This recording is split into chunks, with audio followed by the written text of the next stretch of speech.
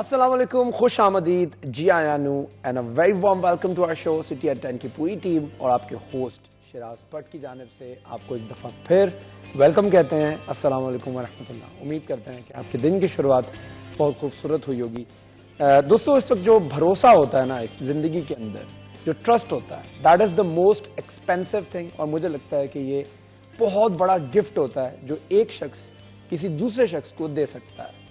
कभी कभी आपकी जिंदगी के अंदर ऐसा मोड़ आता है जब आप स्ट्रगलिंग दौर के अंदर होते हैं कि आपको खुद की काबिलियत के ऊपर भी शक होने लगता है और डाउट करने लगते हैं कि अब मुझसे नहीं हो पाएगा। इस मौके के ऊपर आपका कोई अपना जब आपको ये भरोसा देता है, ये एतमाद देता है, सिर्फ वर्ड्स के साथ, विद जस्ट वर्ड्स, कि तुम कर सकते हो, यू कैन डू इट, मुझे तुम पर भरोसा है, मुझे तुम पर यकीन है।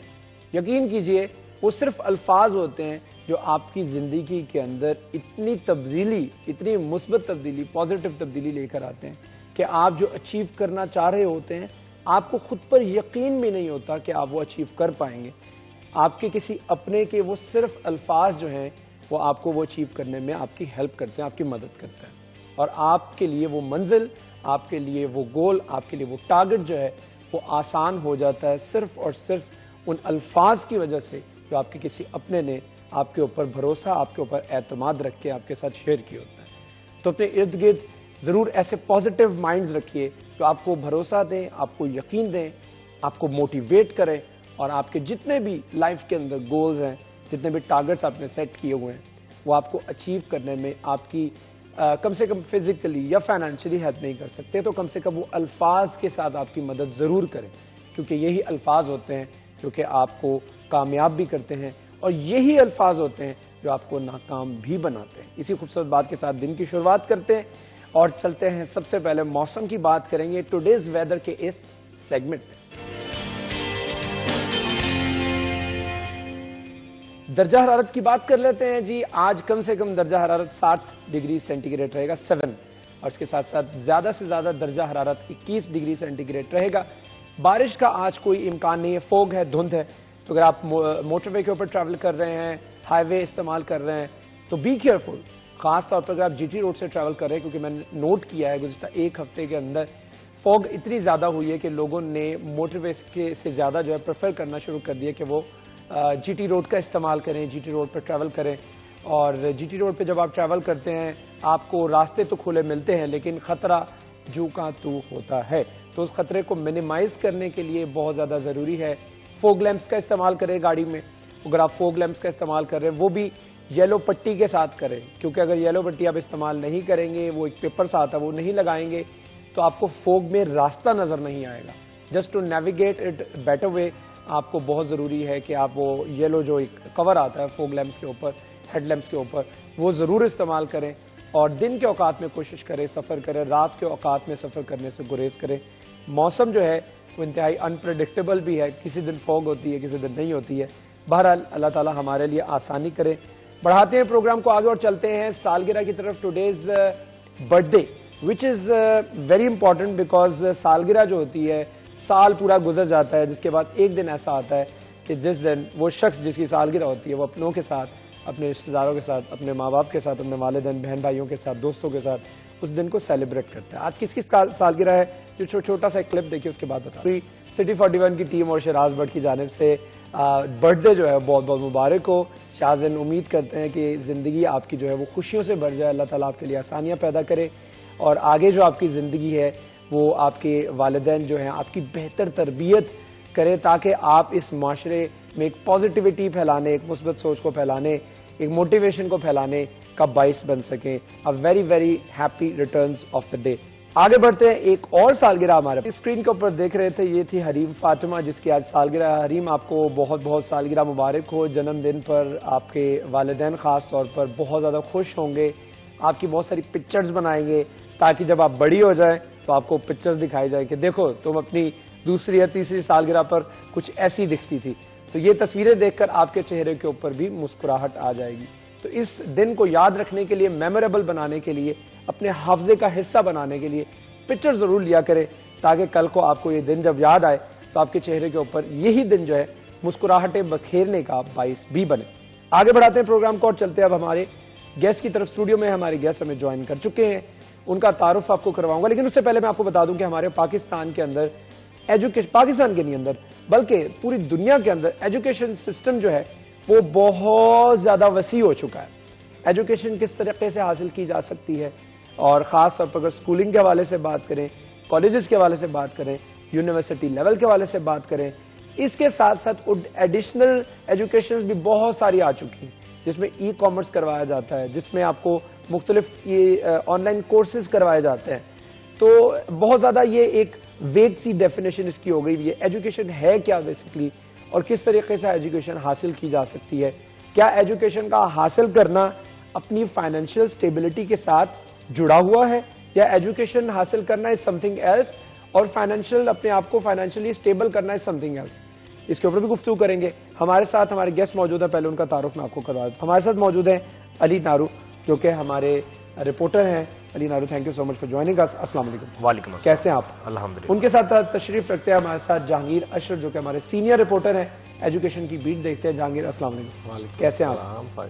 अच्छा जहांगीर, मैं आप ही से बात की शुरुआत करना चाहूंगा। मुझे बता दीजिएगा, एजुकेशन हम देख रहे हैं कि अब सिर्फ आपको स्कूल से, कॉलेज से, यूनिवर्सिटी से नहीं मिलती। अब आपको एजुकेशन मिलती है ई कॉमर्स के कोर्सेज से, शॉपिफाई के कोर्सेज से, अमेजोन के कोर्सेज से, और इसके अलावा बहुत सारे ऐसे सोर्सेज है जिसके जरिए आपको एजुकेट किया जा रहा है, आपको डिप्लोमास दिए जा रहे हैं, आपको डिग्रीज दी जा रही है, ऑनलाइन भी दी जा रही है, और कई दफा इसमें स्कैम भी होता है। तो which is the best way to get the education and to educate yourself enough कि आप इस माशरे में एक अच्छा किरदार अदा कर सकें? अच्छा शिराज, बाकी सारी बातें ना बात की हैं। इनिशियल और जिसको हम बेसिक एजुकेशन कहते हैं, जो स्कूलिंग है, वो हर कोर्स के लिए बहुत जरूरी है। बिल्कुल सही। अच्छा देखिए, अब बचपन में ही कोई ई कॉमर्स सीख के मैं एक बिजनेस करूंगा, कारोबार करूंगा, या मैं पूरी दुनिया को सेल करूंगा, तो ये नहीं हो सकता ना। पहले आपने जैसे ABC सीखनी है, गिनती सीखनी है, आपने अल्फाबेट्स, उर्दू हो अंग्रेजी हो, दोनों हरूफ तहजी, और वो सीखनी सारी चीज़ें, ताकि आपको कम्युनिकेशन और कम्युनिकेट करना आए। तो जब तक आपको कम्युनिकेशन नहीं आएगी, आपको बुनियादी चीज़ों का नहीं पता होगा, तो आप किसी एक मार्केट को तो सीख सकते हैं, किसी एक नीच को तो सीख सकते हैं, जो इसमें टर्म चलती है, लेकिन आपके पास वैरायटी नहीं होगी, डाइवर्सिटी नहीं होगी, और आप कहें कि मैं पूरी दुनिया से कम्युनिकेट कर लूँ, वो नहीं हो सकता। उसके लिए बुनियादी तालीम और स्कूलिंग बहुत ज़रूरी है। कोविड में इस बात का अंदाज़ा लोगों को बहुत अच्छे से हो गया कि घर पे बैठ के पढ़ाई नहीं हो सकती, और ऑनलाइन भी पढ़ाई नहीं हो सकती।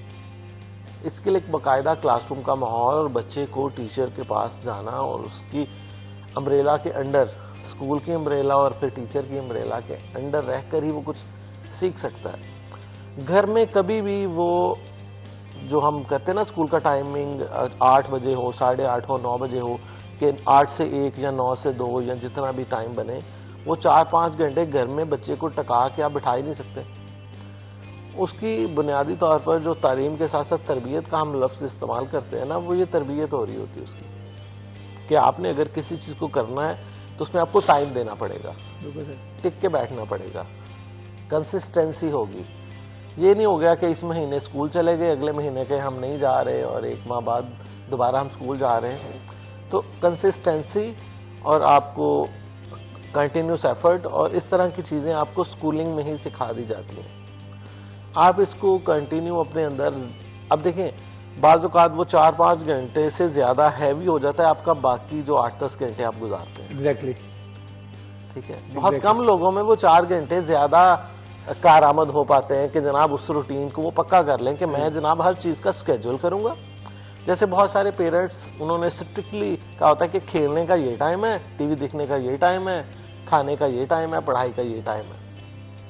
वहाँ बच्चे को पंक्चुअलिटी थोड़ी सी तालीमी इदारे के साथ साथ घर में मिल जाती है, लेकिन मोस्ट ऑफ द पेरेंट्स के पास ना तो खुद इतना टाइम है, ना खुद इतनी अवेयरनेस है कि वो बच्चों का स्केड्यूल बनाएं, क्योंकि बच्चा होता है रा मटेरियल, उसे आप जो मर्जी बना दें। तो हम क्या करते हैं कि हम उसको स्कूल पे छोड़ देते हैं, और उसके बाद जो बहुत सारा एक कल्चर अब चल पड़ा है कि घर पे ट्यूटर आ रहा है, और घर पे टीचर आ रहा है, और कारी साहब भी आ रहे हैं, तो बच्चे को हमने एक बाज़ औक़ात हम बच्चे को मशीनी लाइफ में बना देते हैं। तो जब उसको मशीन में हम डाल देते हैं तो उसके इमोशंस कम होते जाते हैं, तो हम जो आज की सोसाइटी में देख रहे हैं ना, इमोशनलेस पीपल, तो मेरा ख्याल है कि ये एक तसलसल है कि हमने बच्चों को उस मशीनरी में डाल दिया। एक वक्त था जब ये सारे एल्डर्स भी जो थे वो बच्चे थे और इन्होंने अपनी रूटीन मशीन की तरह सेट कर ली। अब वो ट्रेंड खत्म हो गया, दादी नानी वाला कल्चर जो हमारे घरों में होता था, combined family, joint family system. अब आहिस्ता आहिस्ता जिस तरह हम यूरोप या उनकी तर्ज पे होते जा रहे हैं ना, इंडिविजुअल जी मेरी लाइफ है और मैं शादी के बाद अपना सेटअप सेपरेट कर लूँ, तो हमारे बच्चों को वो चीज़ें नहीं मिल पा रही जो हमने या हमसे पहले लोगों ने देखी। जॉइंट फैमिली हमारा बड़ा स्ट्रांग होता था, ये आहिस्ता आहिस्ता कम होता जा रहा है और हम इंडिविजुअल की तरफ आ रहे हैं। शहरों में ये रुझान ज़्यादा है, देहात में अभी भी कुछ तरबियत का एलिमेंट देहात में ज़्यादा है शहरों की निस्बत। आज अगर आप किसी के बच्चे को थप्पड़ मार देना तो लड़ाई झगड़ा है, लेकिन देहात में पूरा वो गली में कोई भी बड़ा उसको, कोई भी बड़ा कुछ कह सकता है, उसको कुछ कह सकता है, उसको डांट सकता है। तो हमारे शहरों में एक दूसरे पर जो हक था ना वो कम होता जा रहा है और ये हम मॉडर्निज्म और इस तरह के जो लिबरलिज्म आइसोलेट हो रहा है, हर घर अपने टाइम जो है वो आइसोलेट हो रहा है। अब साथ वाले घर में इवन कुछ भी हो जाए तो आपको पता भी नहीं होता, ठीक है। पहले पूरे इलाके को पता होता था कि फलां घर में कोई वाकया, कोई अच्छा बुरा हैपनिंग हो गई है। जैसे शादी ब्याह को ले ले, अब क्या होता है, शादी ब्याह भी मार्की में जाके होनी है, हमसायों को भी नहीं पता कि इस घर में शादी है। अगर आप लाइटिंग ना लगाए ना तो उसके अलावा कुछ बता ही नहीं सकता कि किस घर में शादी है, क्योंकि सारे फंक्शन तो हो रहे हैं आपके होटल्स में और बाहर। तो पहले क्या होता था, जिस घर में शादी होती थी पूरे गाँव को पता होता था, गली में पूरा मजमा लगा होता था, कोई डोल धमाका हो रहा होता था। तो अब क्या हो रहा है, अब जो भी होना है वो सारा शादी हाल में होना है, घर आके बस उन्होंने जनाब। तो ये हम बहुत सारी चीज़ें ये मेरे ख्याल में ये बेसिक्स है एजुकेशन की जो मिसिंग है, जिसकी वजह से ये वो एजुकेशन है जो बच्चों को जब वी बिकम एडल्ट्स तो फिर उसके अंदर हमारे पर्सनैलिटी के अंदर काफ़ी चीज़ें लैक कर रही होती हैं। और वो क्यों कर रही होती है, क्योंकि देयर वाज अ टाइम कि जब ये एडल्ट्स जो थे वो भी बच्चे थे और इनकी नशो नमा उस तरीके से परवरिश नहीं हुई, उस तरीके से तरबियत नहीं हुई है जैसे होनी चाहिए थी। बहरहाल गुफ्तगू के सिलसिले को आगे बढ़ाएंगे, एक छोटा सा वक्फा लेते हैं, वक्फे के बाद दोबारा हाजिर होंगे हमारे साथ।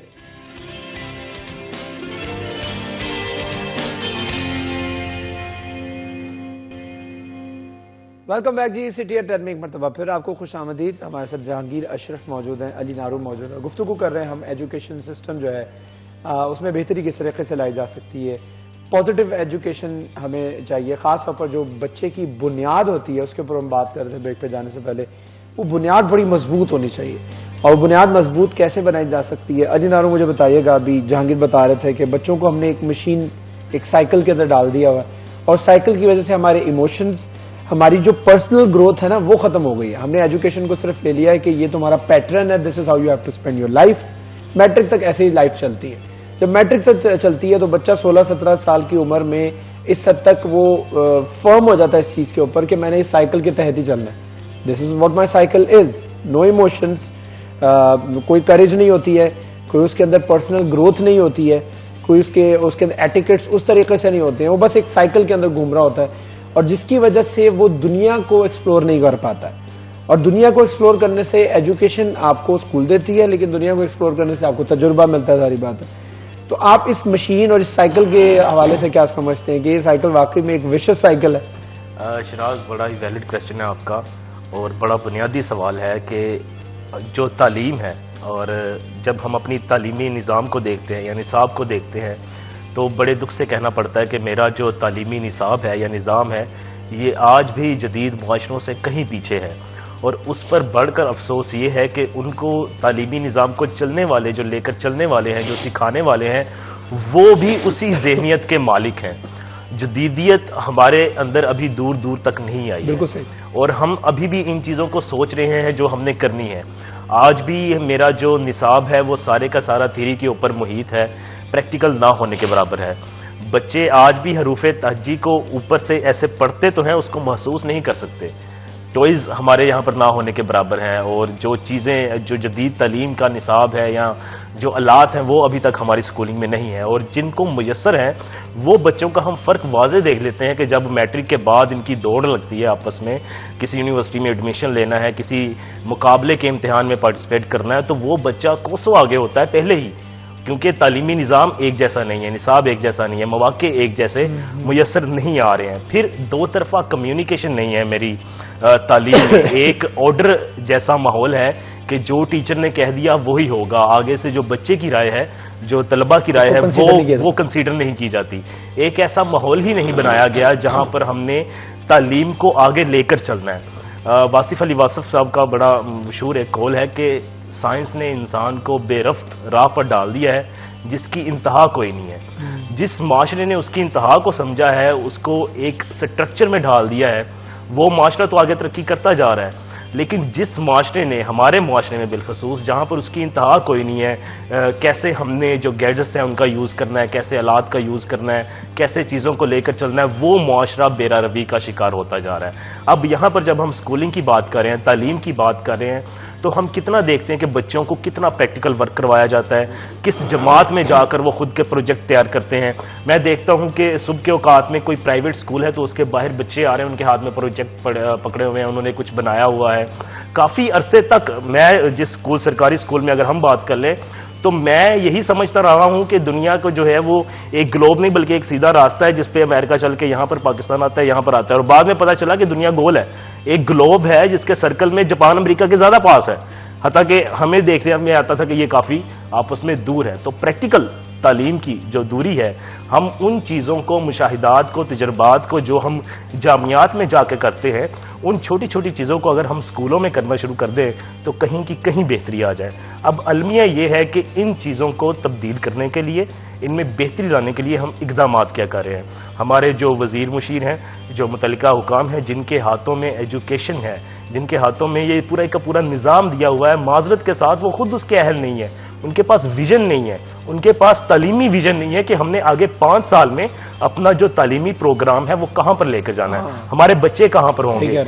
एक जो बच्चा मैट्रिक वाला है, यूनिवर्सिटी वाला है, उसके लिए 5 साल बाद का क्या मौके होंगे।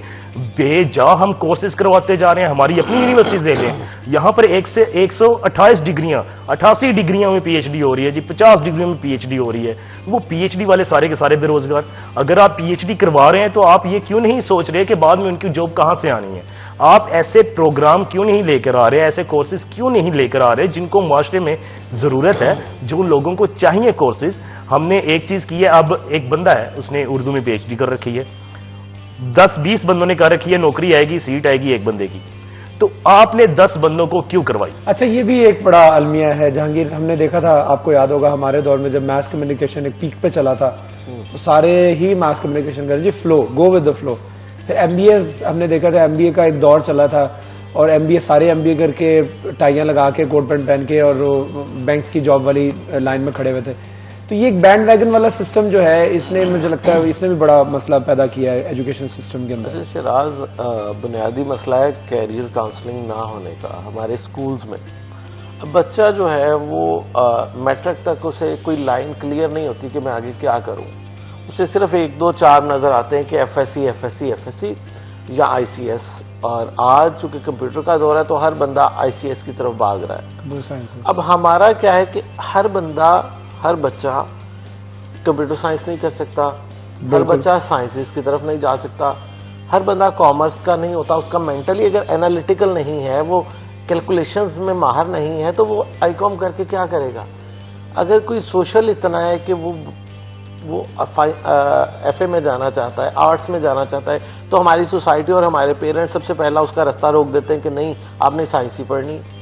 तो हमारे यहाँ किसी को स्टार्ट से बाई चॉइस आर्ट्स में नहीं आने दिया जाता, उसे समझा जाता है।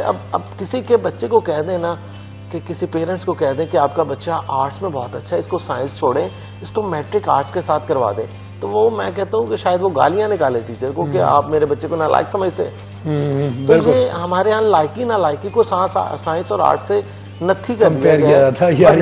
पेरेंट गुस्सा करता है, बाकायदा गुस्सा करता है कि मैट्रिक तो साइंस के साथ करने दे मेरे बच्चे को, उन्हें लगता है कि पता नहीं मैट्रिक साइंस के साथ करके इसने पता नहीं अफलातून अरस्तू और पता नहीं क्या क्या बन जाना है, हालांकि उनमें आर्ट्स के बंदे भी हैं। वो ये भी कहते हैं कि इसकी वैल्यू नहीं है हाँ, अगर आपने साइंस के साथ नहीं किया तो। हाँ, अंदाजा करें, हालांकि फलसफा जो है ना वो साइंस नहीं है।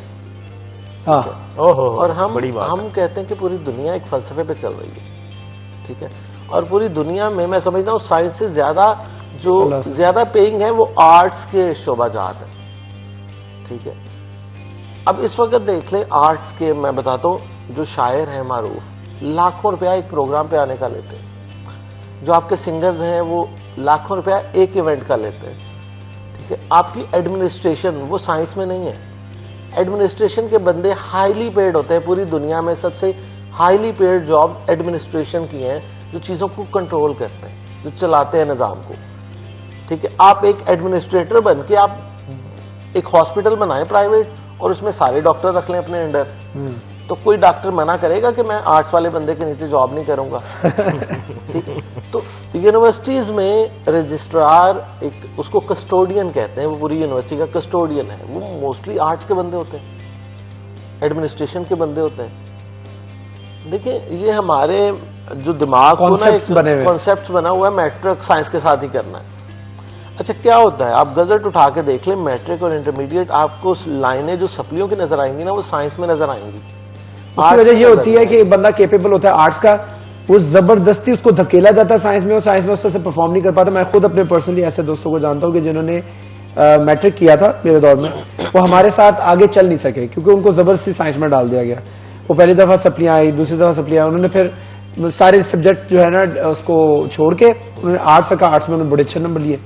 तो ये मेरे ख्याल में बच्चे की काबिलियत, उसकी ज़हनियत, और उसको देखना चाहिए कि वो कहां पर जाना चाहता है। और प्लस जैसा जागिर ने कहा कि कॉन्सेप्ट्स बन चुके हैं, ये दे आर जस्ट मिथ्स, और इन मिथ्स से निकलकर अबव एंड बियॉन्ड हमें सोचना होगा कि हमें बच्चे की खासतौर पर उसके फ्यूचर के लिए, उसको स्टेब्लिश करने के लिए, उसको एक अच्छा इंसान बनाने के लिए, ना कि सिर्फ हमारी पसंद है जी फलां का बच्चा कर रहा है तो तुम भी करो, तुम भी कर लोगे। हम कंपेयर करना शुरू कर देते हैं अपने बच्चों की जिंदगी को दूसरे बच्चों की जिंदगी के साथ, जो कि नहीं करना चाहिए।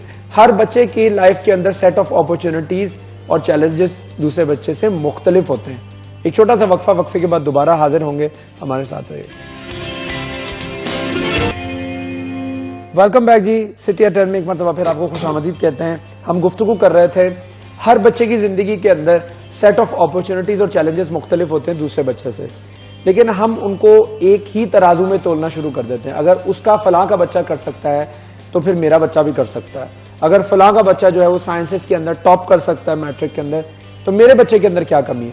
यही नहीं, हम बच्चे को टॉन्ट भी करते हैं, उसको ताना भी देते हैं, उसको तंज भी करते हैं कि why don't you be more like Zubair भाईज चिल्ड्रन, वो देखो उन्होंने इस तरह से कर लिया, तुम क्यों नहीं कर सके? तो मुझे लगता है आप वो बच्चे को मोटिवेट नहीं कर रहे होते, वो उसकी मोटिवेशन छीन रहे होते हैं। मेरे ख्याल में जहांगीर इस पर भी रोशनी डालेगा कि ये भी एक वजह बनती है जिसकी वजह से बच्चे का मोराल डाउन हो जाता है। अच्छा आप देखें शराज के, अगर आप वो किन्नू के बीज बोएंगे ना तो उसमें आम तो नहीं लग जाएंगे ना। तो एक मैंने बहुत अच्छी वीडियो फेसबुक पे देखी कि आप 10 मुख्तलिफ तरह के बीज बोते हैं, जब उनमें से पौधे निकलते हैं ना तो हर एक का डिफरेंट होता है, लेकिन हमारा एजुकेशन सिस्टम क्या करता है, उसको कट करके ना सबके तने एक जैसे कर देता है। तने मोस्टली एक जैसी चीजों होते हैं दरख्तों के, ऊपर से फल डिफरेंट होते हैं, तो ऊपर से हम सारे फल काट देते हैं। तो ऐसा हमारा एजुकेशन सिस्टम है, वो कहता है सारे तने कर दें हम एक जैसे, फल बात की बात है। तो जैसे जैसे हम ग्रो करते हैं ना, हमें फिर पता चलता है कि हमारा फल तो मुख्तलिफ है। हम एक्सपेक्ट कर रहे होते हैं कि हमारे जो उस पर आम लगेंगे वो तो सेब का पौधा है या वो किसी और चीज़ का। तो हमारा एजुकेशन सिस्टम उनकी ग्रोथ को कट करता रहता है, हमारे माइंड को कट करता रहता है, उसको सोचने की सलाहियत ही नहीं देता बच्चे को। बच्चे को खुद बताते हैं कि ये जवाब दो। हमारा एजुकेशन सिस्टम बच्चे को खुद बताता है, बच्चे को नहीं, उसकी सोच के मुताबिक नहीं आंसर लेता। अच्छा वो आपने नोट किया कि छोटे छोटे बच्चे जो असेंबली में खड़े होते हैं, जो असेंबली पढ़ रहे होते हैं, या वो जब बात कर रहे होते हैं, जैसे आपने बताया, तो वो ऐसा लग रहा होता है कि वो याद करके बात कर रहे हैं। अच्छा एक और सबसे जो मैं हर हेड को कहता हूँ, मैंने कहा माई स्कूल का मजमून किताब में जो लिखा है वो लिखता है बच्चा, जो अपना स्कूल है उस पर नहीं लिखता। हाँ, जो उसकी अपनी परसेप्शन है। हाँ, जो मैं देख रहा हूँ स्कूल का स्ट्रक्चर, मैं उस पर नहीं लिख रहा कि मेरे स्कूल में कितने कमरे हैं, आया कि इसमें लाइब्रेरी है या नहीं है, आया कि इसमें साइंस लैब है या नहीं है, आया कि इसमें ग्राउंड है या नहीं है, लेकिन मैंने वो लिखना है जो किताब में मैंने रट्टा लगवाया मुझे। तो ये कितना बड़ा है कि हम बच्चे को, ये भी किस्म का झूठ लिख रहा है ना, वो माई स्कूल तो है ही नहीं उसका, वो माई स्कूल तो वो है जहां वो पढ़ रहा है। तो उसे कहें उस पर लिखे, एक तो उसकी ऑब्जर्वेशन, और उसे एक्सप्रेस करना आएगा, चीजों को, सिचुएशन को एक्सप्रेस करना आएगा कि मैं इस स्कूल में बैठ के पढ़ता हूं। तो हम बच्चों को एक्सप्रेशन नहीं बता रहे कि आप एक्सप्रेस करें अपने आप को, वो झूठ एक्सप्रेस भी कर रहा है, झूठ। ये क्रिएटिविटी है कि आप उसको पूछ रहे हैं एक सिनेरियो कि अपने स्कूल के बारे में बताएं बेटा, तो लेकिन वो आप क्रिएटिविटी में भी उसको रट्टा लगवा रहे हैं, और वो रट्टा लगवा रहे हैं जो रियलिटी है ही नहीं, वो रियलिटी है जो किताब में हम पढ़ा रहे हैं। तो वो फिर हकीकी दुनिया से एक ऐसी दुनिया में चला जाएगा जो रियल नहीं होगी। तो हम फिर क्या करते हैं, बच्चा जैसे बड़ा होता है वो फिर रियलिटी को छुपाता है, किताबी बातें करता है, हाँ, और कोई झूठी कहानी गढ़ के वो सुनाता है। तो हम सोसाइटी में देख रहे हैं जो कहानियां सुनाना है वो हमारा एजुकेशन सिस्टम हमें बता रहा है कि आपने रियलिटी नहीं बतानी। आपने नहीं बताना कि मेरे स्कूल में तो साइंस लैब है ही नहीं, आपने बताना है कि there is a beautiful library, there is a beautiful infrastructure, they are not 8 rooms. तो आपने ये नहीं बताना, हाँ, आपने ये बिल्कुल नहीं बताना कि वी सिट अंडर ट्री, तो हमारे पास तो क्लासरूम ही नहीं है। तो आपने ये नहीं बताना किसी को, आपने बताना ही नहीं कि हम आपके स्कूल की चारदीवारी नामुकम्मल है, आपने ये बिल्कुल नहीं बताना कि हमारे स्कूल में बच्चों के बैठने के लिए बेंच मुकम्मल नहीं है। बचपन से बच्चों को फीड कर दिया जाता है कि तुमने, तो हम फैब्रिकेटेड रियलिटी, जब रियल लाइफ में आपको कोई आंसर किया जाता है तो आप पहले सोचते हैं कि मैं ये बताऊंगा तो ये मेरी हकीकत पता चल जाएगी, इसको मैं इसको छुपा के बताता हूँ। तो हम फिर अपने बच्चों को एजुकेशन के तहत हम झूठ बोलना सिखाते हैं प्रॉपरली। बिल्कुल, बच्चों को स्कूल में झूठ बोलना सिखाया जा रहा होता है, तो जब वो बड़े हो जाते हैं तो मेरे ख्याल में अली नारू ये बड़ी इंपॉर्टेंट बात है कि बच्चों को बचपन से ही, जिसे कहते हैं ना, why don't you be real yourself. Real yourself वो होता है जो इंसान आप इनसाइड आउट आपका एक जैसा हो, जो आप अंदर से हैं, जो आप सोचते हैं वही आप लिखते हैं, वही बोलते हैं। मैं ये नहीं बात कर रहा हूं कि देयर आर सम थिंग्स जिसको आपको बैरियर के तौर पर रोकना चाहिए। Whatever comes in your mind comes out of your mouth, it is equal to a जाहिल। लेकिन मैं ये बात नहीं कर रहा हूं कि जाहिल बनना आपको, लेकिन रियल खुद का वो बनना फैब्रिकेटेड रियलिटी से ज्यादा बेहतर है। एक फैब्रिकेटेड रियलिटी होती है जो आपने कोट किया होता है अपने ऊपर, सोशल नॉर्म्स होती हैं, वो चीजें। तो मेरे ख्याल में इनको कंट्रोल करने के लिए भी बच्चों की तालीम करना बहुत ज्यादा जरूरी है। शिराज, जो हमारा टीचर है ना, टीचर हमारा वो शख्स है जो हमारी शख्सियत को निखारता है, दर हकीकत हमें परखता है, हमें पहचानता है और हमें बेहतर बनाता है। हम कहते हैं कि अगर एक बच्चा है ना, ये जो हमने ऑनेस्टी द बेस्ट पॉलिसी इनको याद करवाई है ना ज़ुबानी, अगर हम इनको समझाते हैं ना बच्चों को, तो आज बच्चे बहुत आगे होते कि वो अपनी ज़िंदगी में वो चीज़ें अपनाते। हमने बच्चों को वो सलाहियतें निखारने के मौके नहीं दिए, हमने उन पर जिम्मेदारी नहीं डाली। अगर आपने नोट किया होगा, किसी बच्चे को आप पकड़े और उस पर कहते ये काम आपने करना है, आपने जैसे भी करना है, मैंने आपसे करवाना है, मुझे उम्मीद है कि आप अच्छा करेंगे, वो छोटा सा बच्चा अपने ऊपर जिम्मेदारी ले लेगा, वो उसके लिए एक्साइटेड हो जाएगा, वो करेज दिखाएगा अपनी, वो उस पर जान मारेगा अपनी। अब आप देख रहे हैं कि दुनिया, एक क्लास है उसमें 20 बच्चे हैं और आप उनको एक ही जैसा ट्रीट करते जा रहे हैं, ये कैसे मुमकिन है? दुनिया में 7 अरब की आबादी है माशाल्लाह, और अगर कोई 7 अरब से अलग आ रहा है दुनिया में, इसका मतलब ये हुआ कि वो शख्स 7 अरब में से नहीं है। अल्लाह ने हर बंदे को बामकसद पैदा किया है और उसमें वो क्वालिटीज हैं जो दूसरों में नहीं है। अगर सब एक जैसे ही हैं तो बकिया के आने का क्या फायदा है? तो ये चीजें हैं जो टीचर्स ने परखनी होती हैं, जो टीचर्स ने जाननी होती है स्टूडेंट्स में, उनको मौके देने होते हैं। आप 20 के 20, जैसे हमने चीज याद करवाई है, एक कोई सबक दिया था हमने याद करने के लिए स्टूडेंट को, अगले दिन वो पढ़कर आ गया, लेकिन उसने वो हूबहू लाइनें नहीं पढ़ी, वो सतूर नहीं सुनाई जो कि लाइन किताब में लिखी हुई है उसने, बल्कि वो किया कि उसने खुद को समझकर अपने कॉन्सेप्ट के तहत चीज बताई साहब को, और आगे से जो टीचर है वो कहते हैं ये तो वो है नहीं जो मैंने याद करवाया, या हमने वो जैसे हम कट करवा देते हैं अंडरलाइन की, ये तीसरी लाइन से लेकर चौथी लाइन तक ये वाला, फिर आगे से फिर कट करवाया, ये 12वीं लाइन से लेकर 14वीं वाला ये हिस्सा, तो आपने इसका कंबाइन करके लॉन्ग क्वेश्चन बन गया, अब हमें यही चाहिए, आप ये लिखेंगे तो इसके नंबर हैं। लेकिन अगर वो खुद से कुछ करना चाहता है तो उसकी नंबरिंग नहीं है। तो बुनियादी तौर पर हमने तालीम महदूद की और उससे बढ़कर हमने वो अजहान महदूद कर दिए जो आगे जाकर तरक्की करना था या किसी ने कुछ बनना था। बिल्कुल सही है। मुझे लगता है कि टीचर्स भी आज के दौर में, जो आजकल का हमारा एजुकेशन सिस्टम है, उसमें टीचर्स भी तमाम के तमाम बच्चों को क्लासरूम के अंदर एक तरह से ट्रीट कर रहे होते हैं, हालांकि ऐसा होना नहीं चाहिए। मुझे लगता है, this is what my thinking is. Jahangir Ashraf इस पर क्या सोचते हैं, इस पर भी गुफ्तगू करेंगे। एक छोटा सा वक्फा लेते हैं, वक्फे के बाद दोबारा हाजिर होंगे। हमारे साथ रहिए।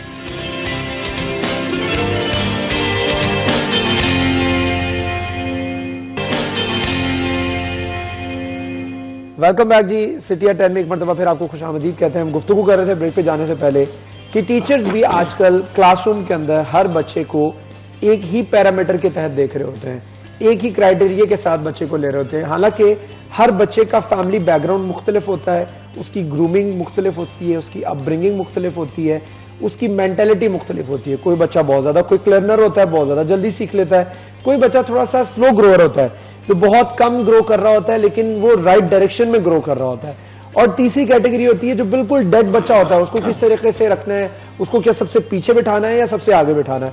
सबसे आगे उसको बिठाया जाता है जो सबसे ज्यादा लायक होता है, सबसे ज्यादा उसको पीछे फेंक दिया जाता है जो नालायक होता है, बैक बेंचर्स जिसको कहा जाता है। तो मेरे ख्याल में it should be the other way around, जो सबसे ज्यादा नालायक है उसको आगे बिठाया जाए ताकि उसको सबक ज्यादा समझ आए।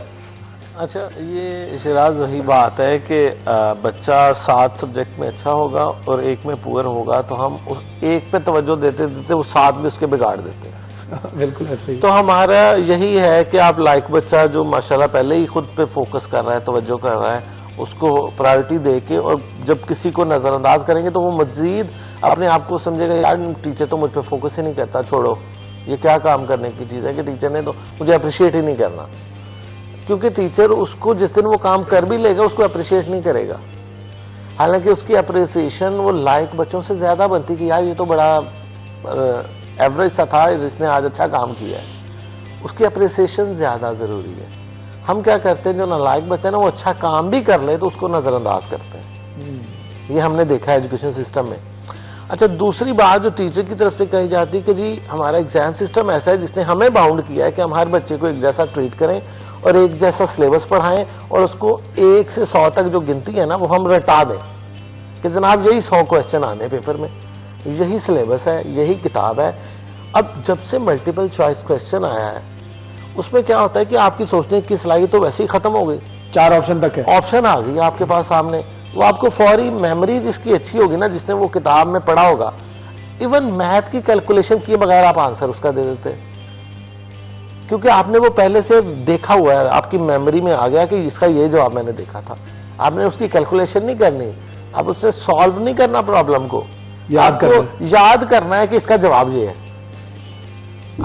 अब क्या होता है कि मैथ में, अब मैं गारंटी से कहता हूं कि जो किताब में है ना, वो उसके सवाल की फिगर थोड़ी चेंज कर दें, आंसर वही लिख दें। जो किताब में आंसर होगा ना, बच्चा वो लगा के आ जाएगा, क्वेश्चन देखेगा ही नहीं कि क्वेश्चन में फिगर चेंज कर दिए जी, 10 की बजाय 12 लिख दें, कहीं आगे 6 की बजाय 5 लिख दें, तो आपका फर्क आना चाहिए ना आंसर में। बिल्कुल सही, बिल्कुल सही। तो वो आंसर वो लिखेगा जो किताब में उसने देख लिया, वो कैलकुलेशन नहीं करेगा। मतलब फॉर एग्जाम्पल मैं कहता हूँ जी 6 रुपए की चीज लेके मैंने 10 रुपए की बेची और 4 रुपए प्रॉफिट हो गया, ये किताब में आ गया। लेकिन मैं कहूँ कि बच्चे ने 11 रुपए की चीज खरीदी और 9 रुपए की बेच दी, तो प्रॉफिट हुआ या लॉस हुआ, तो हो सकता है मेजोरिटी बचेंगे 2 रुपए प्रॉफिट हो गया। हालांकि ये प्रॉफिट नहीं है, ये लॉस हो गया ना 2 रुपए का, कि 11 की लेके 9 की बेच दी। तो बेसिक मकसद जो होता है ना, हमारी किताब होती है जस्ट 40%, स्टडी लर्निंग आउटकम जो होते हैं ना वो और चीज होती है। वो होता है कि आपने बच्चे को प्रॉफिट और नुकसान समझाना है। हम क्या कहते हैं, उसको रटा देते हैं, समझाते नहीं है उसको। हमने पेपर में, किताब में समझा दिया, अच्छा किताब में फायदा हो गया, उसने आंसर में फायदा ही लिखना है, चाहे मैं उसकी कैलकुलेशन उलट दूं। तो क्या नुकसान है रटा सिस्टम का? वो ये नुकसान है कि बच्चे की अंडरस्टैंडिंग हुई नहीं। उसने देखा कि किताब में था कि इसको फायदा हुआ है, तो फायदा क्या है, 11 में से 9 निकाल दो तो 2 रुपए फायदा हो गया। तो उसने तो बड़ी रकम में से छोटी रकम निकाल देनी है।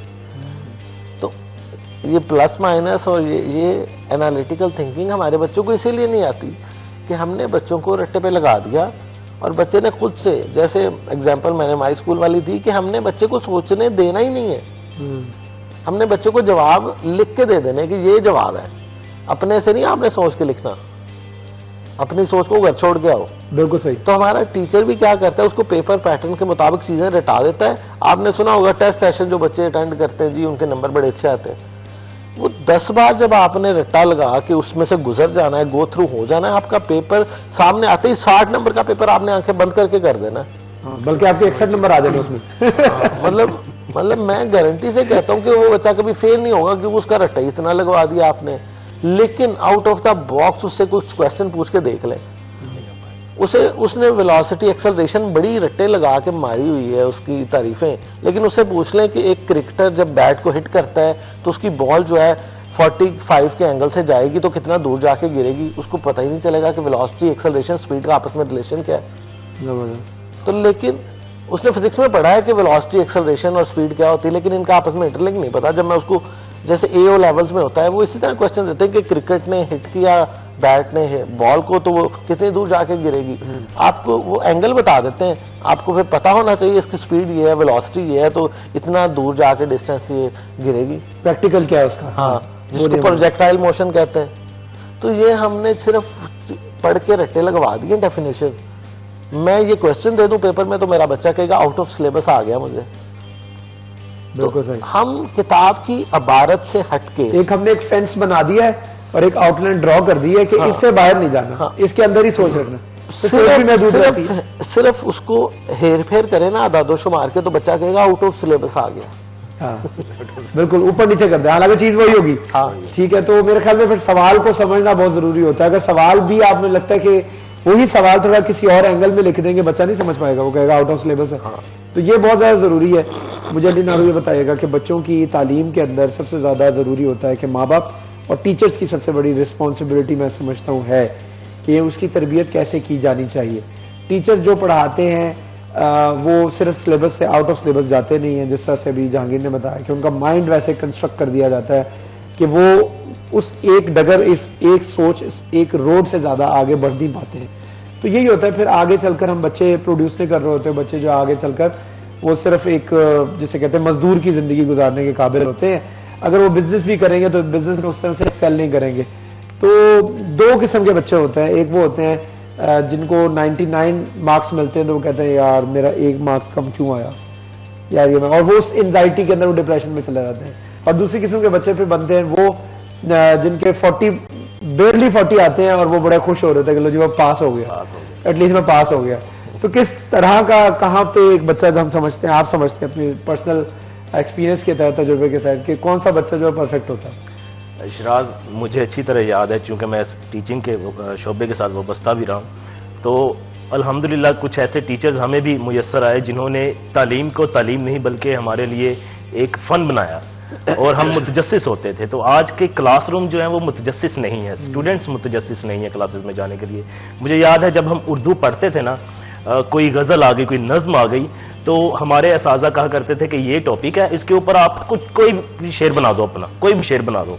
वो मजे के हमने अशार तैयार करने, 1 2 3 अपनी सोच के साथ रदीफ, काफिया, मक्ता, मतला, ये समझा दिया गया। वो वजन थोड़ा बहुत आ गया, नहीं आ गया, तो क्या था कि एक क्लास के लिए हम मुतजस्सिस होते थे कि आज हमारे उर्दू के टीचर ने हमारे साथ ये करना है, इस्लामियात के टीचर ने हमारे कंपटीशन रख लिया जी, कल हमने वो गेम शो आमल यादत का देखा था तो वो क्लास में हमने करना है, ये हमारा सबक है एक, इसके ऊपर हमने ये बनाने हैं, इतने हमारे सवाल होंगे, जो जीतेगा हम उसको सारी क्लास से फंड इकट्ठा करके जितने पैसे जमा होंगे वो उसके।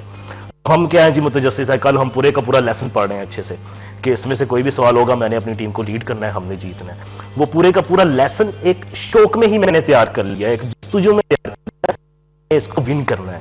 इसी तरीके से साइंस के हैं, इसी तरीके से इंग्लिश के हैं, आप कुछ भी हैं, आप तलबा को तालीम की तरफ लेके हैं, करें एक पुराना तरीका याद करवाना, रटाना, ये सब कुछ वो लिखा होता है जी हमारा LBH लर्न बाय हार्ट, वो डायरी के ऊपर लिख देते हैं। इस पर होना चाहिए LBM लर्न बाय माइंड, दिमाग से। ये पुरानी जो चीजें हैं अब इनको जाने दें, नया दौर है, जदीद दौर है। अगर हमने इन तकाज़ों को अपने ऊपर तारी ना किया और ना अपनाया तो आने वाले दौर में हम कहीं पीछे रह जाएंगे। और हमने वही जो अभी हम बात कर रहे हैं कि एक रटाया सिस्टम अपनाया हुआ है और उस पर चल रहे हैं और चलते जा रहे हैं, वो आगे हमारे कुछ भी नहीं है। ये काम नहीं आएगा, आपको बदलती हुई दुनिया, बदलते हुए दौर के साथ एजुकेशन सिस्टम को भी बदलना होगा। बहुत शुक्रिया जहांगीर अशरफ हमें ज्वाइन करने के लिए। अली नारू आपका बहुत शुक्रिया, thank you so much for joining अस। एक फल लेते हैं, वक्फे के बाद अगले सेगमेंट में आपसे मुलाकात होगी, हमारे साथ रहिए।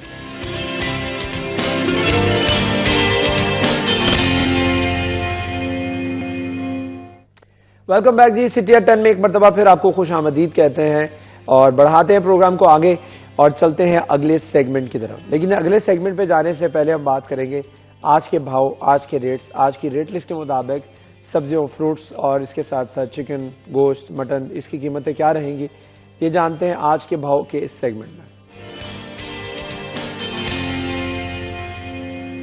फसी नकवी हमारे साथ मौजूद होंगे जो कि हमें आगाह करेंगे आज की कीमतों के हवाले से। फसी बताएगा कीमतें क्या रहेंगी रेट लिस्ट के मुताबिक।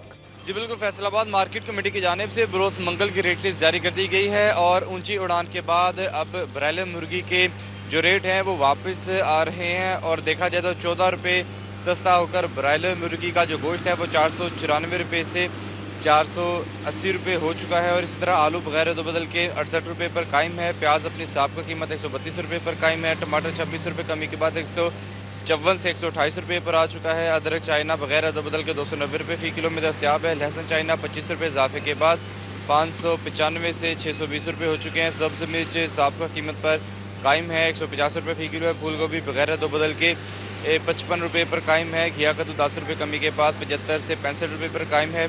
और इसी तरह बैंगन वगैरह तो बदल के जो है वो 65 रुपये फी किलो पर दस्तियाब है। मटर अपनी साहब का कीमत पर कायम है, 115 रुपये है।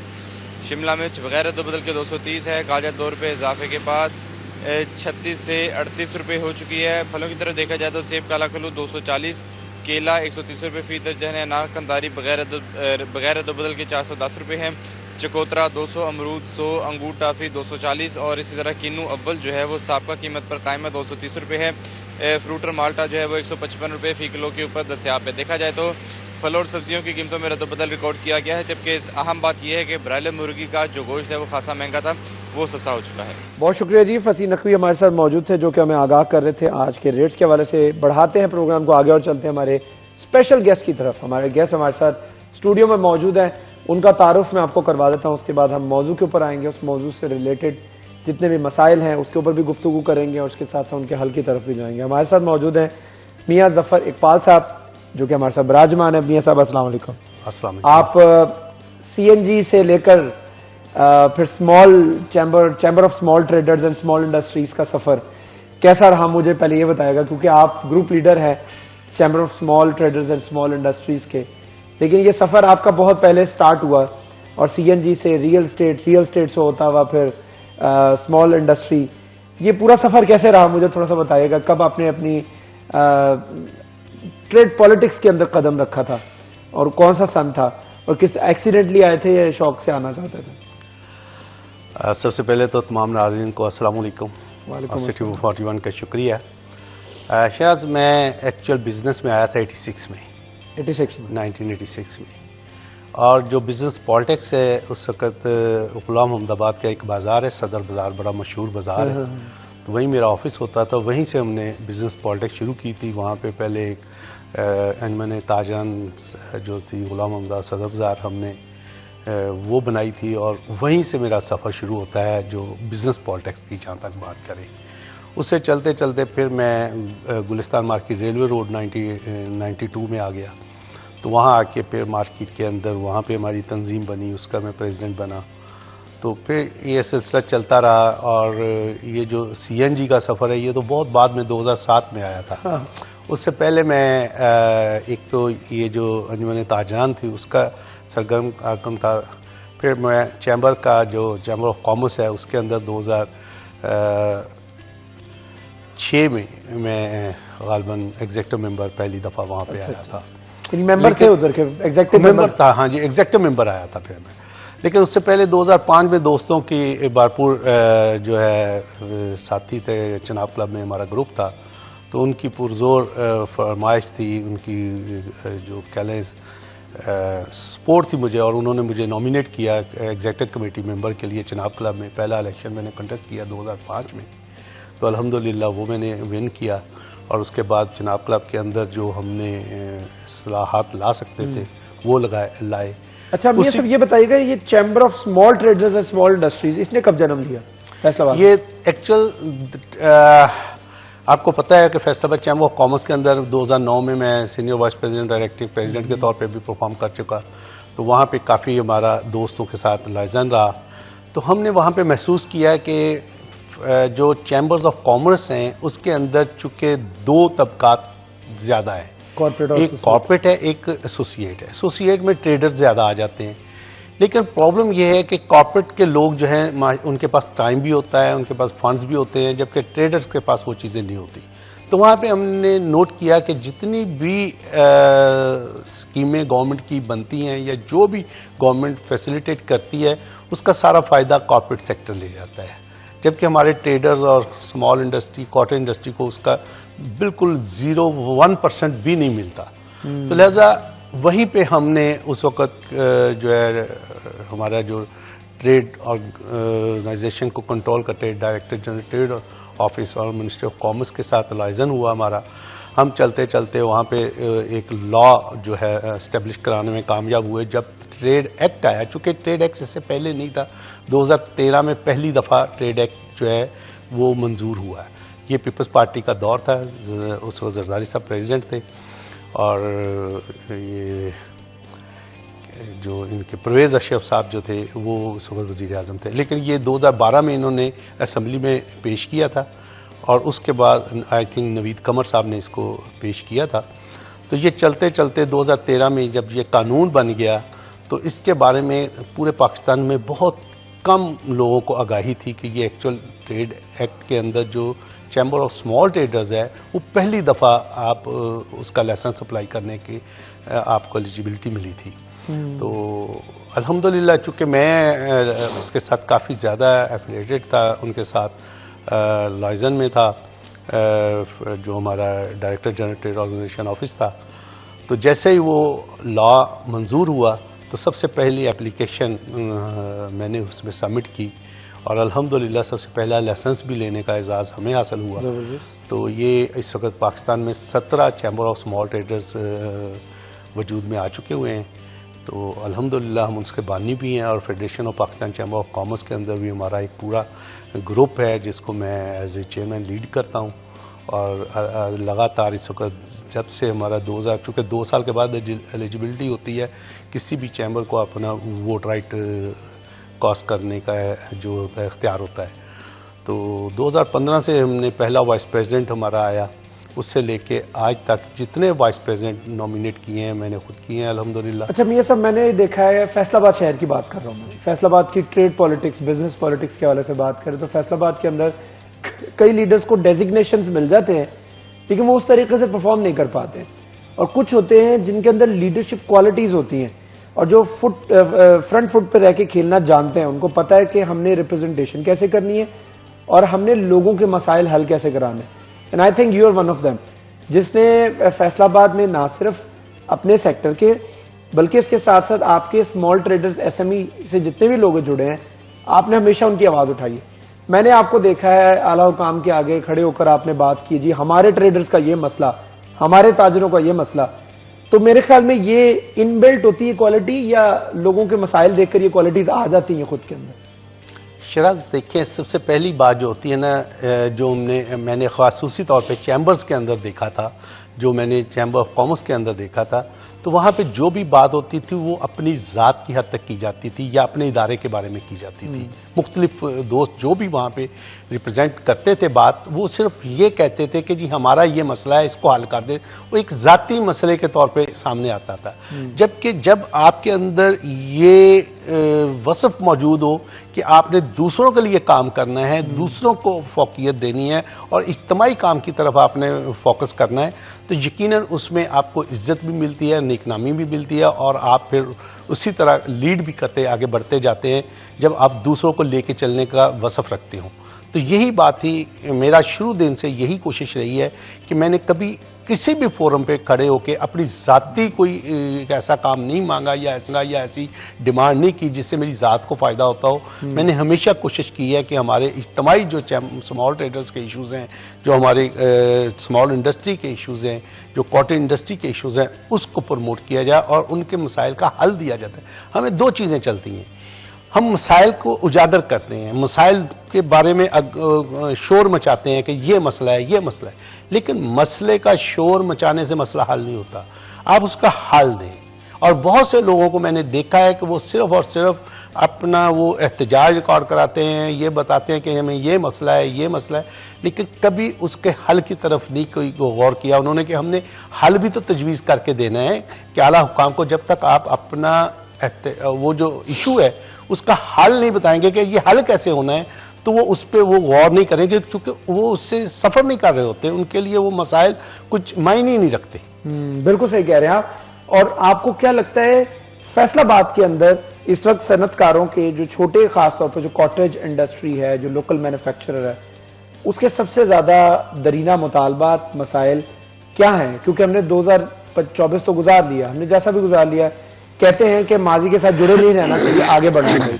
तो आगे बढ़ने के लिए 2025 को एक अच्छा साल बनाने के लिए आपको क्या लगता है कि सबसे बड़ा मसला बिजली से हटकर क्या है? क्योंकि बिजली तो एक ऑब्वियसली मसला है ही है, उससे हटकर सबसे बड़ा मसला पाकिस्तान के और खासतौर पर फैसलाबाद के ताजरों का क्या है? ये देखिए, फैसलाबाद एक सनती शहर है और यहाँ पे कॉटेज इंडस्ट्री बहुत ज़्यादा है और उसके बाद स्मॉल इंडस्ट्री की भी एक लामहदूद फैक्ट्रियाँ मौजूद हैं यहाँ पे।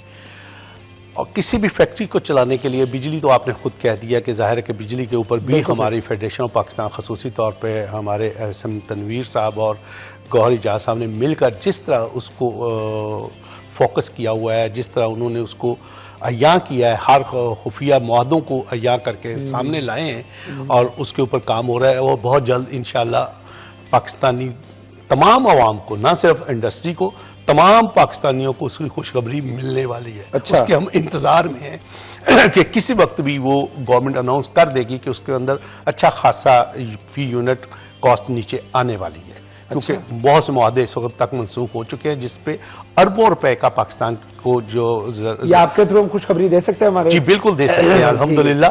और इसके ऊपर सबसे बड़ी ये है कि यह चीज़ें आपके नॉलेज भी होंगी, मीडिया पे भी लोगों ने देखा होगा, कई ऐसी IPPs कंपनी हैं जिनके साथ मुआहदे खत्म हो गए हैं और उससे अरबों रुपए का पाकिस्तानी खजाने को फायदा हुआ है अब तक और इंशाल्लाह मजीद आगे हो रहा है, वो उसका फायदा पहुंचेगा। इसी तरह गैस एक अहम जुज़ है किसी भी छोटी इंडस्ट्री के लिए।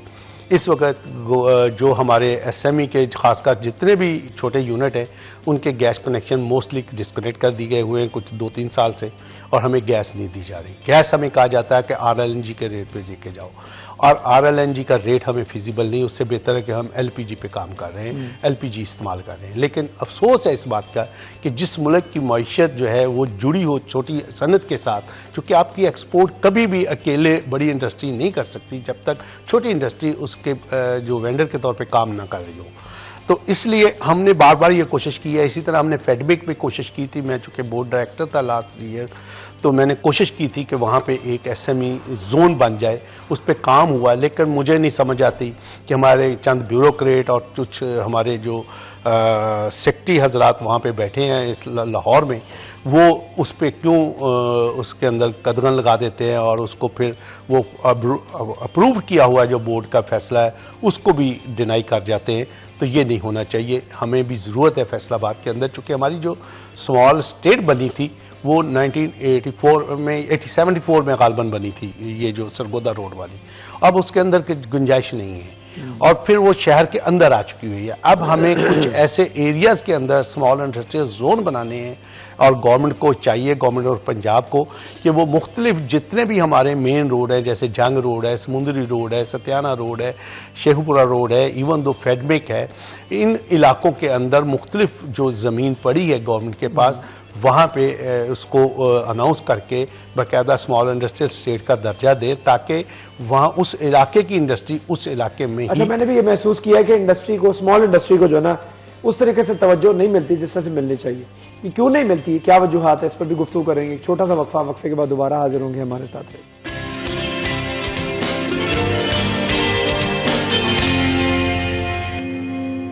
वेलकम बैक जी। मियां जफर इकबाल साहब हमारे साथ। छोटे ताजरों के मसाइल, एसएमई सेक्टर के प्रॉब्लम्स किस तरह से हल किए जा सकते हैं? मियां साहब साल हर साल से इसी जद्दोजहद में है कि छोटे ताजरों को अच्छे मौके फराहम किए जाएं, उनको भी इक्वल अपॉर्चुनिटीज मिलनी चाहिए, इंडस्ट्रियल जोन उनके लिए भी होना चाहिए।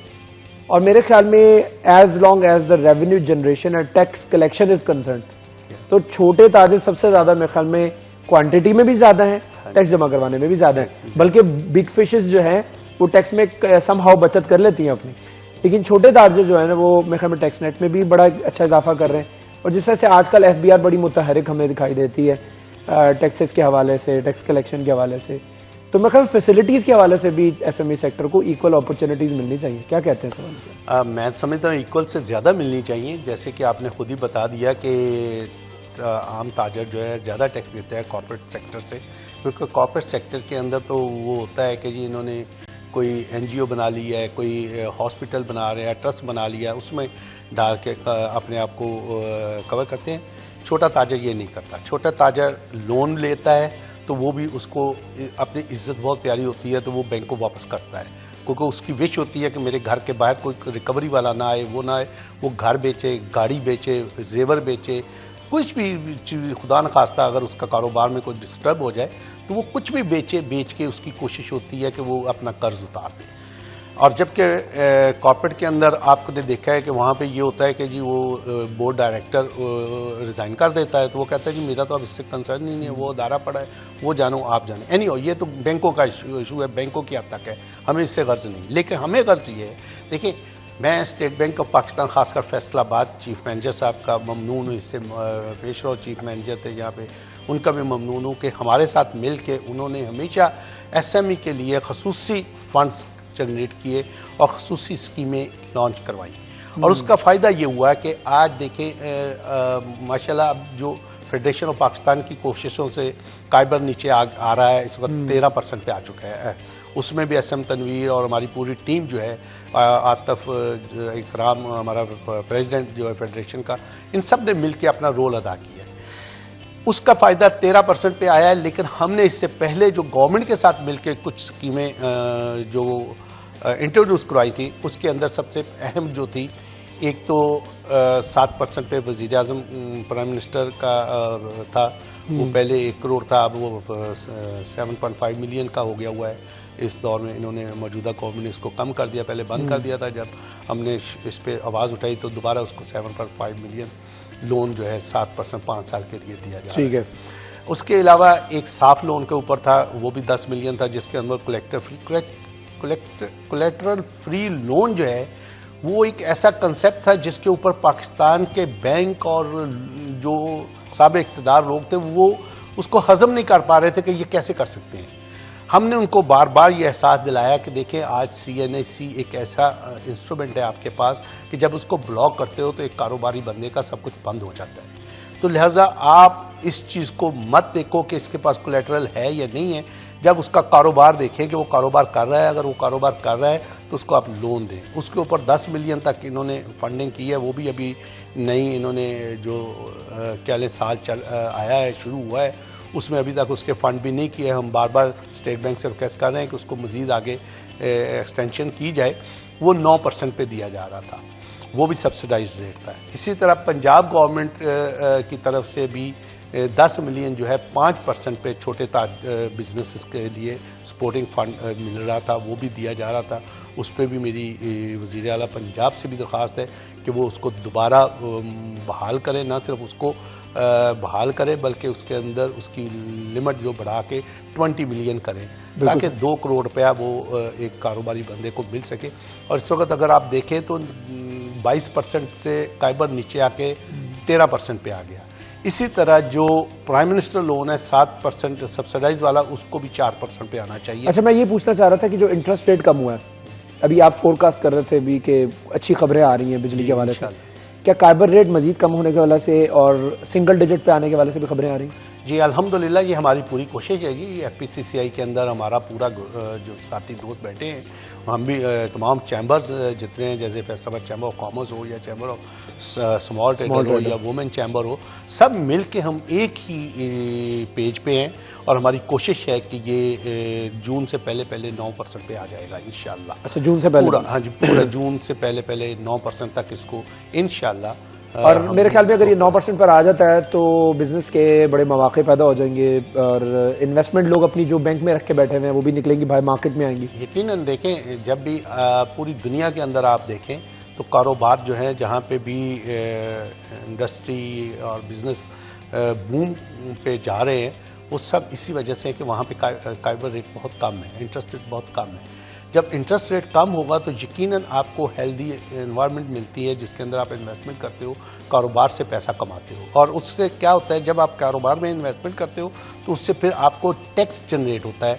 गवर्नमेंट का सबसे बड़ा जो सोर्स होता है वो टैक्स जनरेशन। तो लिहाजा मैं हमेशा अपने तमाम प्रोग्राम माजी के भी जितने भी हुए हैं उसमें भी एक ही बात कहता हूँ कि मेरे ताजरों को भी ये सोचना होगा कि आप जो भी काम कर रहे हैं उसके अंदर दो चीज़ें होती हैं। मोस्टली हम ज़कात खैरात उस मद में करते हैं कि अल्लाह की रज़ा के लिए हम उसमें से अपने प्रॉफिट में से कुछ हिस्सा वक्फ कर देते हैं, कि जिसे कहते हैं कि अल्लाह को अपना शरीक कारोबार बना लो।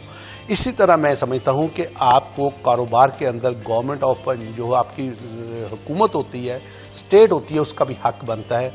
तो अगर आप उसका भी 5.5%, 5 से 6% तक उसका हिस्सा भी अपने उस कारोबार में रख लें कि जी इसको भी इतने हमने टैक्स देना है, तो फिर कभी भी आपकी गवर्नमेंट किसी भी मुल्क के आगे हाथ नहीं फैलाएगी, कचकोल लेके नहीं जाएगी, फिर यकीनन आप ही उसको पैसा देंगे। और ये कोई ऐसा गलत काम नहीं है जिसको आपने करना है। आपने अपने प्रॉफिट को इस हिसाब से मैनेज कर लें कि उसमें से कुछ 5.5-6% गवर्नमेंट ऑफ पाकिस्तान को लाजमी अपनी सेल का देना शुरू कर दें, तो यकीनन आपका कारोबार भी बेहतर होगा। फिर आपके लिए दुनिया बहुत खूबसूरत है जिसको देखने के मौके मिलेंगे, आपको वीज़े भी मिलेंगे, आप बाहर भी जा सकेंगे, आपको किसी को पैसे देके वीज़े लगवाने की जरूरत। अच्छा, आजकल जो हम देख रहे हैं कि साल 2025 में हम देख रहे हैं कि FBR is going to be very strict as long as the revenue generation is concerned, और टैक्स इकट्ठा करने के हवाले से, टैक्स कलेक्शन करने के हवाले से सख्तियां नहीं आ रही हैं जी। मीटर काट दिए जाएंगे, सिमें बंद कर दिए जाएंगी, तो ये रवैया ठीक है या इसमें काबिल तनकीद है? थोड़ा ये देखें, ये रवैये ठीक नहीं होते किसी भी कारोबार फ्रेंडली माहौल में। मैंने ये देखा है कि आप अगर मुशर्रफ दौर के अंदर देखिए तो एक वक्त था कि पाकिस्तान का जो रेवेन्यू था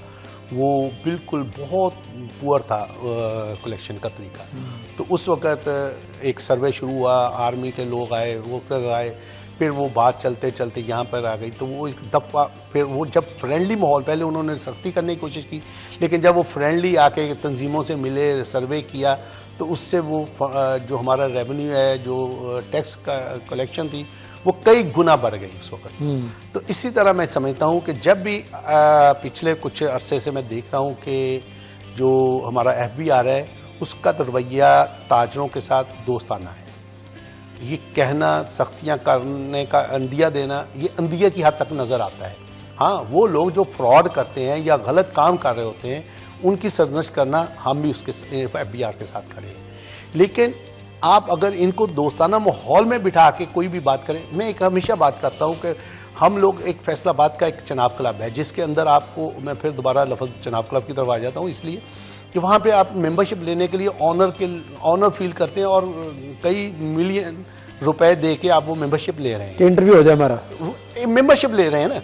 मैं ये कहता हूं कि अगर FBR भी एक क्लब बन जाए, उसके साथ एक F और लगा ले, फ्रेंडली FBR बना दिया जाए इसको, और ये इसको एक क्लब का मेंबर समझ के, इसको क्लब मेंबर बना के, किसी भी ताजर को उसका मेंबर बना के उसको आप साल लेके चलें, तो यकीनन आप उसको ऑनर फील करेगा वो ताजर भी, और वो टैक्स भी अच्छा देगा। आपकी टैक्स बहुत से लोग हैं इस शहर के अंदर, मैं चूंकि जाहिर है कि एज ए बिजनेस पॉलिटिक्स मुझे पता है कि एक बंदा जो है 20 या 25 ताजरों का रोना ये है कि कोई भी पॉलिसी बनाए हमें एतमाद में ले लें, हमारे लिए है ना। यही कह रहा हूं ना, मेरे पर आपने टैक्स लगाना है, मुझसे तो पूछे। 20-25 हज़ार रुपए वो जमा करा रहे हैं, जबकि मैं समझता हूं उसकी इस्तेदाद है कि उसको साल का कम से कम 5 लाख या 10 लाख देना चाहिए। हाँ। और वो देने को भी तैयार है। उसकी वजह क्या है, उसको खौफ कौन डालता है? वो मिडल मैन जो इनका वकील कहलाते हैं, लेकिन वो एक्चुअल वकील भी नहीं होते, कि वो सिर्फ प्रैक्टिस जो होता है, किसी वकील के पास मुंशी होता है, वो अपना दफ्तर खोल के बैठ जाता है, वो एक ऐसा मिडल मैन का किरदार अदा कर रहा होता है। तो वो उसको ऐसा खौफ दिलाता रहता है जिसे वो टैक्स देने से ग्रेज हैं। आप हुकूमत को 1 लाख रुपए टैक्स ना दें, आप मुझे 20,000 ज्यादा दे दें, मैं आपको 80,000 बचा देता हूं। बस मेरे ख्याल में ये इस किस्म की जो मैं सब नेगेटिव एक्टिविटी है वो नहीं होनी चाहिए। हमें टैक्स के टैक्स गुजार बनना चाहिए, टैक्स देना चाहिए, और इसमें इज्जत भी है। इसमें आपको मैं बार बार कह रहा हूं 2-3 चीजें आ जाती हैं। देखिए, टैक्स देने वाले के लिए दुनिया ओपन है, आपको वीजे आसानी से मिल जाते हैं, आप दुनिया घूम सकते हैं, आपने प्रॉपर्टी खरीदनी है, आपने गाड़ी खरीदनी, आपको किसी का मरहून मिन्नत नहीं होना पड़ेगा। और अब मेरे में जो सख्तियां होने जा रही हैं, अब हर शख्स को टैक्स अदा करना पड़ेगा और टैक्स जमा करवाने से कोई बचत नहीं हो पाएगी। तो सख्ती फिर करनी पड़ती है जब आप विलिंगली टैक्स नहीं देंगे। तो एक छोटा सा वक्फा लेते हैं, वक्फे के बाद जब दोबारा हाजिर होंगे मियां जफर इकबाल से गुफ्तगू के सिलसिले को आगे बढ़ाएंगे। हमारे साथ रहिएगा। वेलकम बैक जी सिटी 10 में एक मरतबा फिर आपका होस्ट शराज बट आपको खुश आमदीद कहता है। मियां जफर इकबाल साहब हमारे साथ मौजूद हैं, गुफ्तगू कर रहे हैं हम छोटे ताजरों के मसाइल के हवाले से। एक बहुत बड़ा मसला फैसलाबाद के अंदर मियां साहब इस वक्त तजावजात का भी है। कुछ पक्के तजावजात हो चुके हैं, कुछ पथारे जो हैं वो टेम्परेरी हैं, जो सुबह लगते हैं शाम को वापस जाते हैं। कुछ लोगों ने रोड्स घेरी हुई हैं, और कुछ गवर्नमेंट जो है कभी कभी एक मौसम ऐसा आता है कि तजावजात का खात्मा करने के वजह से गवर्नमेंट को ख्याल आता है, कॉरपोरेशन जो है वो उन तजावजात को, उन दुकानों को भी खत्म कर देती है जो बेचारी लीगल होती हैं और जो तजावजात नहीं कर रहे। जो जाहिर बात है, जब एक ऑपरेशन होना है तो सारे के सारे उस लपेट में आ जाने, और ये हम इसका कोई परमानेंट हल नहीं तलाश कर पा रहे, जिसकी वजह से ना सिर्फ आपका बिजनेस मुतासर होता है बल्कि इसके साथ साथ कस्टमर के लिए अप्रोच भी मुश्किल हो जाती है बिजनेस हब के लिए, बिजनेस दुकानों पे, कारोबारी मराकज पे। तो इस हवाले से क्या कहते हैं, एक बेहतर लाहे अमल और हिकमत अमली क्या होनी चाहिए तजावजात के हवाले से? हमारे शहर की ये बदकिस्मती है कि हमारे पास जब भी कोई ऑफिसर ब्यूरोक्रेट आके बैठते हैं यहाँ पे, जैसे कमिश्नर, डिप्टी कमिश्नर, खासकर यही बाइख्तियार लोग होते हैं इन चीज़ों को कंट्रोल करने के लिए।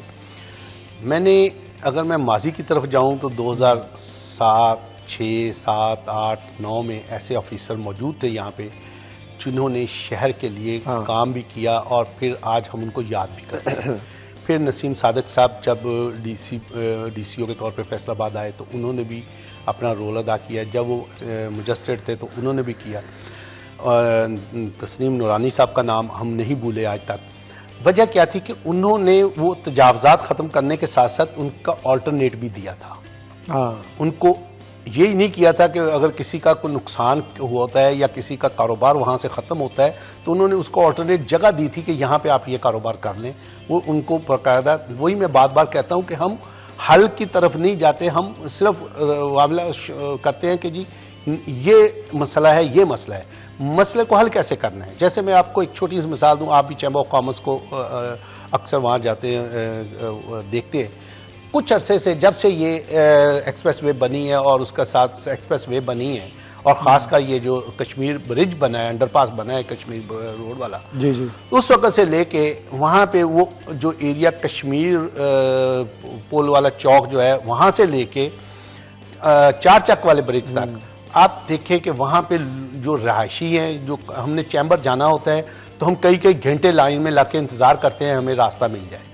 उसमें वजह क्या है कि वहाँ रूट स्कूल आ गया, वहाँ पे शुरू में एक होटल आ गया, फिर आगे 2-3 मार्केटियाँ 3 आ गई, तो वो किसी न किसी टाइम पे उनका रश रहता है। सुबह से लेकर दोपहर तक स्कूलों का 2 स्कूल है, एक ने एंड पे घेरा डाला हुआ है, एक ने शुरू में डाला हुआ है। तो लिहाजा अगर आप उसको इमेजिन करें कि ये उसके पीछे अगर जाएं थोड़ा सा 500 मीटर का फासला होगा, आई थिंक, या ½ किलोमीटर से अंदर वो फासला बनता है रजा गार्डन चौक वाले ब्रिज से लेके 4 चक ब्रिज वाला। तो वहाँ पे आपको 7 एग्जिट पॉइंट नज़र आएंगे एक्सप्रेस वे पे चढ़ने उतरने के लिए। अगर आप देखेंगे, एक अब्दुल्ला गार्डन का, एक उसके बाद रजा गार्डन का, उसके बाद फिर एक उन्होंने जो एक्चुअल कट दिया जिसको होना चाहिए वो वाला, और उसके बाद फिर एक आ जाए CNG के साथ आ जाता है, एक उससे आगे फिर उसका 4 चक वाला, उसके आगे फिर रजा टाउन वाला, उसके बाद फिर एक कट दिया गया है। ये 7 बनते हैं इतने से, जबकि यहाँ से 1.5 किलोमीटर के फासले पे आप एक मजीद उस तरह का रैंप बनाने को तैयार नहीं है जिससे वहाँ के लोगों को अफाका हो सके, फ़ायदा हो सके। फिर आप कहते हैं तजावजात। अब तजावजात की हद यह है कि जिन्होंने बिल्डिंग पहले बना ली, आप उसको ये नहीं कहते कि ये भी उस रूल्स के तहत जिसके तहत आपने 15 फुट आगे फ्रंट छोड़ना है या 10 फुट फ्रंट छोड़ना है या 12 फुट फ्रंट छोड़ना है या 20 फुट छोड़ना है, तो उस रोड को उससे पीछे लेके जाए। मतलब ना रूट स्कूल को आप कह रहे हैं, ना वहां पे डॉक्टर एक बैठी है उसको कह रहे हैं, ना वहां पे और बिल्डिंग्स बनी हुई हैं उसको कह रहे हैं। सब ने बिल्डिंगें रोड के ऊपर बनाई हुई हैं, दीवारें बनाई हुई हैं। इनको खत्म करके वापस पीछे भेजें ताकि वहां पे वो गाड़ियां अपनी वहां पार्क करें। अब होता क्या है कि गाड़ियां दोनों तरफ पार्क हो जाती हैं, सेंटर में एक गाड़ी गुजरने की जगह होती है, वो लेफ्ट साइड या राइट वाला गुजरे, वो एक गुजरता है, एक इंतजार करता है उस वक्त तक जब तक वो गाड़ी नहीं गुजर जाती। क्यों? तो लिहाजा ये भी एक तजावजात की किस्म है। इसी तरह आ जाए 8 बाजारों के अंदर, मैं ये समझता हूं कि 8 बाजारों के अंदर ऑपरेशन करना हल नहीं है। इसका बेहतरीन तरीका है कि आप कानून साजी करें। आप मिनिमम जो फाइन है वो 50,000 या 1 लाख रुपए से शुरू करें कि जिसकी दुकान के बाहर इतने फुट के बाहर कोई चीज पड़ी होगी उसको इतना फाइन होगा। आप जाएं उसकी पिक्चर लें, लेके उसको फाइन का चालान बना के भेज दें और फिर उसको माफी नहीं होनी चाहिए। अगर वो पे नहीं करता तो आप उसका आईडी ब्लॉक कर दें। बिल्कुल सही, बिल्कुल सही। आप क्यों लड़ाइयां मोल लेते हैं? आप क्यों जाके ये आए दिन ये मैंने देख रहा हूं कि कॉर्पोरेशन की टीम जाती है, सामान उठाने जाती है तो उसको हमला हो जाता है, ताजर इकट्ठे हो जाते हैं, उनको मारना शुरू कर देते हैं। भाई आपके पास कानून बनाने का तरीका मौजूद है, कानून पे अमल कराने का तरीका मौजूद है। तो आज तो हर बंदा इतना आसानी से काबू आ जाता है कि जिसका सीएनजी ब्लॉक होगा उसका मोबाइल भी ब्लॉक हो गया, उसके बिजली का सहूलत कुछ खरीद बेच नहीं सकता, कुछ खरीद बेच नहीं सकता, कुछ खरीद बेच नहीं सकता। तो आपको चाहिए ये कि आप उसका बेहतरीन तरीका जो है डिजिटलाइजेशन की तरफ आए और उसको फाइन करें, हैवी फाइन करें। हमारे यहाँ पर फाइन से नहीं चलेगा। पाकिस्तान एक वाहिद ऐसा मुल्क है कि जहां पर जिसका जहां दिल चाहे वो गाड़ी रोककर मोबाइल फोन सुन सकता है, और यही रूल्स आप दुनिया में के किसी भी कोने में अप्लाई करें तो आपको आपकी तनख्वाह के बराबर चालान होता है। बेशक। तो मेरे ख्याल में वो अपना किबला दुरुस्त रखते हैं, वो बेल्ट नहीं उतारेंगे, वो लाइन क्रॉस नहीं करेंगे, वो सिग्नल के ऊपर खड़े हो जाएंगे। तो इतनी सख्तियां जब हम कानून ये है ना, मतलब आपने देखे आप मोटरवे ले लें, मोटरवे के ऊपर आपने एक लगा दिया ग्रीन बोर्ड लगा दिया कि यहाँ पे सिर्फ जो जिनके पास ई टैग है और उसमें सफिशिएंट फंड्स हैं वो गुजर सकता है। लेकिन उसमें से अक्सर देखेंगे कोई ना कोई ऐसा बंदा जाके खड़ा होता है जिसने या तो उसका ई टैग ही नहीं लगा हो, या मैं कहता हूं उसको आप 2,000 रुपए फाइन रख देना, 2500 फाइन रख दें। आप गाड़ी लाइन में कभी करते हैं ना, वो उसको कह दें कि ठीक है जब इस लाइन में आप बगैर फंड के आओगे तो आपको 2500 रुपए ये एक्स्ट्रा पे करना पड़ेगा। तो मैं देखता हूं कि विद इन डेज वो सारे बात खत्म हो जाएंगे, वो लोग खुद ही चले जाएंगे उस साइड पे। इसी तरह आप शहरों के अंदर आपने करना, देखें जुल्म है कि आप यहां से जनाकुल से गुलाम अहमदाबाद की तरफ टर्न लेंगे तो आपको रास्ता ही नहीं मिलेगा क्योंकि बाहर मोटरसाइकिलें और करी की हुई हैं। आप उनको क्यों नहीं, जब वो बना रहे होते बिल्डिंग उस वक्त पीछे हटाते हैं? उस वक्त तो आप अपने जो इंस्पेक्टर्स हैं उनके खिलाफ कार्रवाई करने को तैयार नहीं है।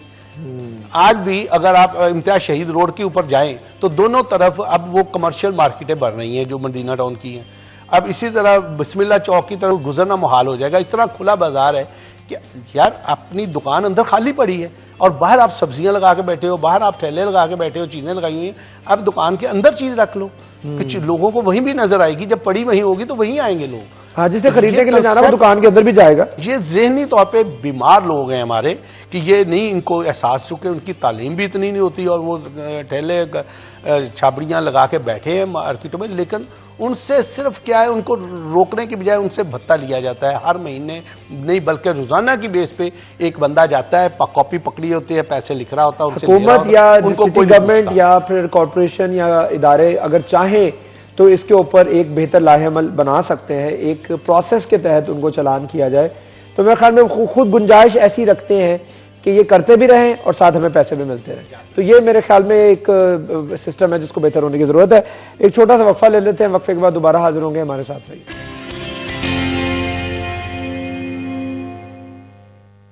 मौजूद हैं और हम उनसे गुफ्तगू कर रहे हैं छोटे ताजरों के मसाइल, शहर के प्रॉब्लम्स। यह साहब ये बताएगा कि आप फैसलाबाद शहर को रिप्रेजेंट कर रहे होते हैं हर बड़े बड़े प्लेटफॉर्म्स के ऊपर। अब आता हूं फैसलाबाद की डेवलपमेंट की तरफ। फैसलाबाद के कुछ प्रोजेक्ट्स हैं, गोल्फ क्लब खत्म करके आईटी यूनिवर्सिटी बननी है, हमारे पास बसें चलनी है, हमारे पास मेट्रो बसेस का कोई एक अच्छा मौसर निज़ाम नहीं है जो पब्लिक ट्रांसपोर्ट का एक अच्छा अल्टरनेट, अच्छा मुतबादिल हो। और हमारे पास अच्छी सड़कें नहीं हैं, हमारे पास हाई कोर्ट बेंच नहीं है, ठीक है, हमारे पास वो तमाम सहूलियात नहीं है जो सारे मिडल जिसे कहते हैं ना शहरों के पास भी हैं, और हम चूंकि दूसरे बड़े शहर है आबादी के लिहाज से, तीसरे बड़े शहर है, तो हमारे पास ये सारी फैसिलिटेशंस नहीं है। इसकी क्या वजूहात आज समझते हैं, और आपको लगता है कि आने वाले दिनों में क्या पब्लिक ट्रांसपोर्ट का एक बेहतर अल्टरनेट, बेहतर मुतबादल जो है वो मेट्रो बस की शक्ल में चलेगा? मुझे अफसोस के साथ ये बात कहनी पड़ेगी कि आप देखें कि जैसे अभी आपने गॉल्फ क्लब को ख़त्म करके उसकी जो IT यूनिवर्सिटी बनाने का दिया है, गवर्नमेंट ये काम कर रही है, ये इंतहाई ज़्यादती होगी कि अगर शहर के अंदर कोई ट्रेडिशन है, कोई स्पोर्ट्स की चीज़ें हैं, तो उसको ख़त्म करके IT यूनिवर्सिटी बनाना कोई बड़ा कमाल नहीं है। आपके पास पहले यूनिवर्सिटियाँ और कॉलेजेस इतने हैं कि उनको अपग्रेड कर लें, उसके अंदर हर सहूलत मिल सकती है, आप उसको नए बनाने की तरफ ना जाएं। इसी तरह आप मेट्रो चलाना चाह रहे हैं तो मैं सिर्फ ये कहूँगा कि आप अब्दुल्लापुर से लेके 4 चक तक देखें तो रोड जो है इतना बुरी तरह टूटा हुआ है, किनार रोड, क्योंकि वहाँ पे ट्रैफिक फ्लो प्रॉपर नहीं चल रहा। इसी तरह मदीना टाउन के अंदर आप चले जाएं तो सूसा रोड मदीना टाउन की, जिस पे हज़ारों गाड़ियाँ डेली सफ़र करती हैं, और ख़ासकर फैज़ान मदीना और उस एरिया के अंदर दोनों तरफ देखें, और ख़ुसूसी तौर पर जो आप जड़ावाला रोड की तरफ से जब आते हैं तो फैज़ान मदीना चौक तक या उससे आगे तक मेन रोड के ऊपर जब आते हैं तो इतनी बुरी तरह टूटा हुआ है। उससे क्या होता है, उसके अंदर आपके टायर जो हैं वो ख़राब हो रहे होते हैं, आपके गाड़ियों के शॉक्स, उसका सस्पेंशन सिस्टम सारा खराब तबाह हो रहा होता है, और फिर वो चीज़ें आपको इंपोर्ट करनी पड़ती हैं, आपका इंपोर्ट बिल बढ़ता है। बजाय इसकी कि आप पहले उन रोड्स को ठीक कर लें, आप नए प्रोजेक्ट लाने का ख्वाब देख रहे हैं। मेरा ये मौक़िफ़ है कि हमें ज़रूरत है मेट्रो की। मेट्रो बहुत ज़रूरी है शहर के अंदर, चिंची को ख़त्म करना ज़रूरी है क्योंकि उन्होंने ट्रैफिक के निज़ाम को तबाह किया हुआ है इस वक्त। लेकिन पहले आप जो एग्जिस्टिंग हमारी गाड़ियाँ चलने के जो सहूलत है, रोड्स हैं, उनको तो ठीक कर दें ताकि हमारा फ्लो तो हो गाड़ी का। आप तो फ्लो ही नहीं होने देते गाड़ी का, कहीं भी आप चले जाएं, कोई भी रोड देख लें, मोस्टली रोड आपके टूट फूट का शिकार हैं। ये तो मैं मेन रोड की बात आपको बता रहा हूं। अगर आप मोहल्लों के अंदर देखें तो वहां तो इससे भी बुरा हाल है। बजाय इसकी कि उसको रिपेयर कर दिया जाए, उसको मेंटेनेंस हो जाए, या नया रोड जहां बनने की जरूरत है रोड बना दिया जाए वहां पे, तो अगर आप यही फंड वहां पे लगा के पहले इंफ्रास्ट्रक्चर को बेहतर कर दें, जरा रोड स्ट्रक्चर जो बेहतर हो जाएगा, तो उससे आपको जो आपका इंपोर्ट बिल है वो आपको दूरंदेशी का मुजाहरा करना है। आप गवर्नमेंट हो, गवर्नमेंट ने ये काम नहीं करना कि अपना देख रहे हैं कि मैं ये प्रोजेक्ट कर दूं तो इससे मुझे पब्लिसाइज वहाँ पे पब्लिक में पजीराई मिल जाएगी। पजीराई आपको तब मिलेगी जब आपके मौजूदा बना हुआ इंफ्रास्ट्रक्चर जो है, रोड्स है, वो बेहतर होंगे। वहाँ पे स्मूथ प्रोजेक्ट्स जो हैं उनकी बेहतरी ज्यादा जरूरी है बजाय इसके कि नए प्रोजेक्ट्स लेके आए जाए। तो ये सब ये बताएगा कि हम देख रहे हैं कि आने वाले दिनों में हमें सुनने को मिल रहा है कि जिस तरह फैसलाबाद के लिए वासा का भी बहुत बड़ा फंड जो है वो मंजूर हुआ है, वासा के सिस्टम भी बेहतर होने जा रहा है। फैसलाबाद के लिए कुछ खुशखबरी सामने नहीं आ रही, क्या फैसलाबाद से कोई सियासी बदला तो नहीं लिया जा रहा? डेफिनेटली ये एक आंसर मौजूद है जो आप कर रहे हैं, लेकिन जब गवर्नमेंट आ जाती है, वज़ीर आला बन जाती है या वज़ीर आज़म बन जाता है, तो मैं समझता हूँ कि उसको अपना इन चीज़ों से मुबरा होकर सोचना चाहिए। और फैसलाबाद एक ऐसा शहर है, यही वो शहर है जहाँ पे आज की जो रूलिंग गवर्नमेंट है वो इसको अपना किला कहती थी। ये क्यों खराब हुआ? उसके पीछे जाए ना, उसके जो माजी को थोड़ा झांकें कि इसकी वजह क्या है। इसकी वजह ये नहीं है कि नए आने वाले ने कोई नया ख्वाब दिखा दिया था। एक्चुअल आपको डेवलपमेंट के अंदर आपको जो सहूलतें देनी होती हैं पब्लिक को, वो उसके ऊपर काम करना होगा। जब तक आप वो चीज़ें नहीं करेंगे, अगर तो आप सिर्फ ऐसी चीज़ें करेंगे जिससे आपको सोशल मीडिया पे पजीराई नज़र आए, या आप समझें कि ये मैंने ये काम कर लिया है तो 4 लोगों ने बैठ के वाह वाह कर दिया, तो उससे काम नहीं चलेगा। लोगों को प्रैक्टिकली कुछ डिलीवर करना है। डिलीवर आपने क्या करना है कि आपको ऐसे मौके मुहैया करने हैं जिससे एक बंदा अगर 30 मिनट में एक जगह पे पहुंच रहा है इस वक्त, अगर उसको वो इंफ्रास्ट्रक्चर सही कर दिया जाए तो उससे वो 10 मिनट में पहुंच जाएगा। मैंने भी ये सब ऐसे लोग देखे हैं जो नौकरियां नहीं कर रहे इस वजह से, क्योंकि उनका फासला बहुत है घर से। इसी तरह सीवरेज की बात आपने की, सीवरेज वासा का पानी सप्लाई का निज़ाम है, 2 चीज़ें वासा के ज़िम्मे हैं।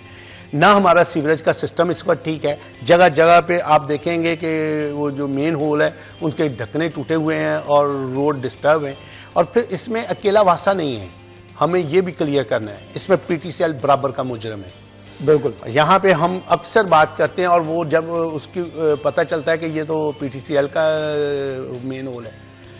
चीज़ें जो है ना, कम से कम इंतजामिया को, खासकर डिप्टी कमिश्नर और कमिश्नर को एक ऐसी कमेटी बनानी चाहिए ताजरों के साथ मिलकर, जिसके अंदर शहर की डेवलपमेंट के साथ साथ शहर के अंदर मौजूदा मसाइल को हल करने के लिए बाकायदा उनकी तजावीज़ साथ ली जाएँ और उनसे फीडबैक लिया जाए। मुख्तलिफ एरियाज़ के अंदर जो ताजरों के नुमाइंदे बैठे हैं उनको साथ लेके हमारे चैम्बरों से हमें कहें, हम इनके साथ बैठते हैं। चैम्बर ऑफ कॉमर्स भी हमारे साथ होगा, चैम्बर ऑफ वुमेन चैम्बर भी हमारे साथ होगा, चैम्बर ऑफ स्मॉल ट्रेडर भी इनके साथ होगा। हम मिलकर तीनों चैम्बर्स अपने नुमाइंदे दे देते हैं, वो अपने अपने एरिया के अंदर इनको हाईलाइट करेंगे कि ये इशू है, इस रोड को ठीक कराया जाए, यहाँ सीवरेज का निज़ाम ठीक किया जाए, यहाँ पानी की सप्लाई ठीक की जाए, यहाँ गैस के पाइप चेंज होने वाले हैं वो चेंज किए जाए। मियां साहब, कहा जाता है कि जी इंग्लिश में एक मुहावरा है, if not now then when, if not you then who. आपने नहीं करना तो किसने करना है, आज नहीं करना तो कब करना है। तो मेरे ख्याल में ये सबसे इस बेसिस के ऊपर अगर हम काम करें तो Faisalabad will be a better place to live. बहुत शुक्रिया अदा करते हैं मियां साहब आपका कि आपने अपनी मसरूफियत में से वक्त निकाला। मियां जफर इकबाल साहब हमारे साथ मौजूद थे, ग्रुप लीडर हैं chamber of small traders and small industries के। उन्होंने हमें शो के लिए टाइम दिया। शो का वक्त खत्म हुआ, चाहता है अपने होस्ट शिराज भट्ट को भी इजाजत दीजिए। अपना ढेर सारा ख्याल रखिए। Stay blessed. अल्लाह हाफिज।